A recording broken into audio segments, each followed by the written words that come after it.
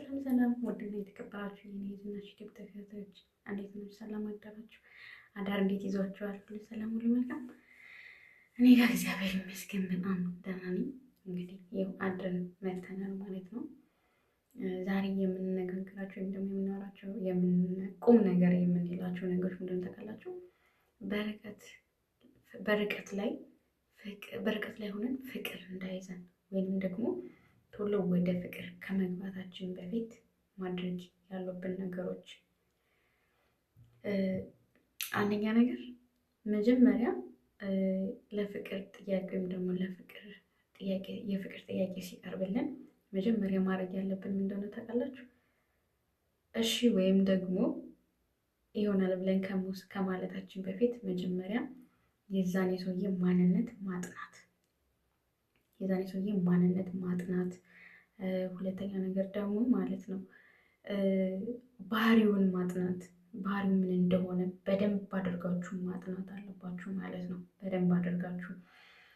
ሌላው ደግሞ ምንድን ነው አንዳንድ ጊዜ ማለት ነው በተለይ በርቀት ፍቅር ላይ የሚፈጠረው ነገር ምን እንደሆነ ታውቃላችሁ ማለት ነው። ብዙ ጊዜ የማንረዳቸው ነገሮች አሉ። አብዛኛው ጊዜ ማለት ነው ልንረዳቸው የማይችሉ ነገሮች አሉ። ሁሌም ነገሮች ሁሉ እንደምንጠብቀው ሊመስለን ይችላል፣ ግን ሁሉም ነገር እንደምንጠብቁት አይሆንም ማለት ነው። ደግሞ እንደምንጠብቀው አይሆንም ማለት ነው።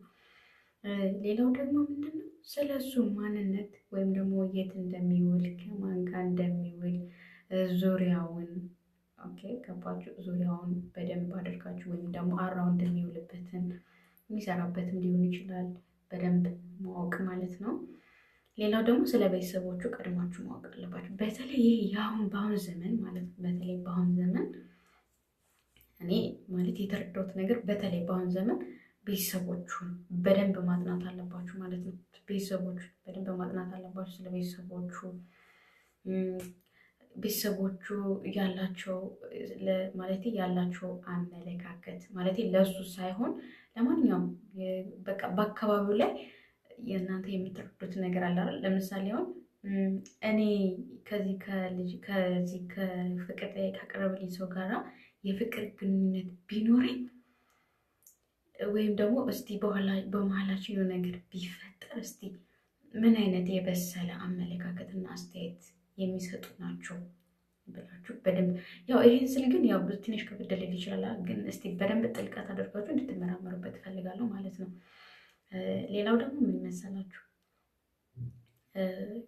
ሌላው ደግሞ ምንድነው ባህሪውን በደንብ አድርጋችሁ ማጥናት አለባችሁ። የምሬን ነው የምላችሁ። መቼም የሰው ልጅ በአንዴ አፈቀርኩሽ ያለሽ ማመጡ ብዙ የሚያሽ ነገር አለ፣ የምታወሩት ነገር የምትነጋገሩት ነገር ምናምን አለ እና ባህሪውን በደንብ አጥኑት ባህሪውን ማለት ነው።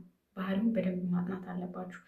ምክንያቱም በኋላ ላይ ለመገምገም ይመቻችኋል ማለት ነው። በኋላ ላይ ለማየት ለመገምገም ማለት ነው በደንብ አድርጎ ይመቻችኋል።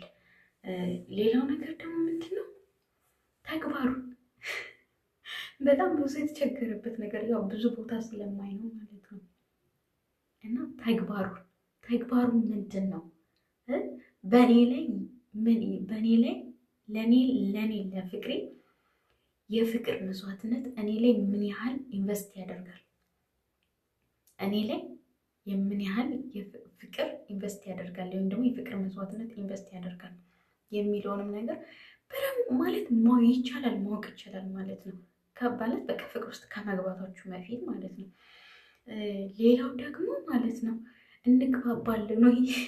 እንጂ በጣም ጥልቅ የሆነ ጥያቄ ነው በነገራችን ላይ ማለት ነው።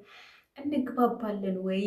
እስቲ ለምሳሌ አሁን አንዳንድ ሰው ችግር የለውም ከተገናኘን በኋላ ከተግባባን በኋላ ይኸውላችሁ በፍቅር ላይ ማለት ነው ከተግባባን በኋላ ብለው ነገር የለም።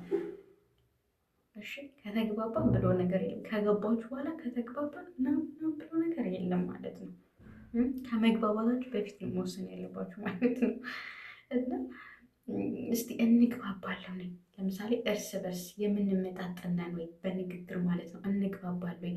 እርስ በርስ የምንነጋገራቸው ቃላቶች ያግባቡናል ወይ ይስቡናል ወይ ብላችሁ በደንብ ማጥናት አለባችሁ ማለት ነው። መቼ?